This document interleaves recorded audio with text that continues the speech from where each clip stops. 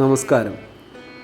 വേലിപ്പടർപ്പുകളിൽ ആരാലും ശ്രദ്ധിക്കപ്പെടാതെ കിടക്കുന്നതും എന്നാൽ വിഷചികിത്സയിൽ ഒരു അഗ്ര്യൗഷധമായും കണക്കാക്കാവുന്ന കർളകത്തെ നമുക്ക് പരിചയപ്പെടാം. ഗരുഡക്കൊടി, ഈശ്വരമുല്ല, ഈശ്വരമൂലി എന്നിങ്ങനെ വിവിധ നാമങ്ങളിൽ അറിയപ്പെടുന്ന ഈ ഔഷധ സസ്യം അരിസ്റ്റലോക്കിയ ഇൻഡിക്ക എന്ന ശാസ്ത്രനാമത്തിൽ അറിയപ്പെടുന്നു. വിവിധ തരം ജീവികളിൽ നിന്ന് ഏൽക്കുന്ന വിഷങ്ങളിൽ വളരെ വിശേഷപ്പെട്ട ഒരു ഔഷധമായതുകൊണ്ട് തന്നെ എല്ലാ വീടുകളിലും നട്ടുപിടിപ്പിക്കേണ്ടതായിട്ടുള്ള ഒന്നായി ഇതിനെ കണക്കാക്കാം. കുറുന്തോട്ടിക്കും വാദമോ എന്ന് പറയുന്നത് പോലെ കക്ഷിയെയും തിന്ന് ജീവിക്കുന്ന ചില ലാർവകളെ നമുക്കിവിടെ കാണാം.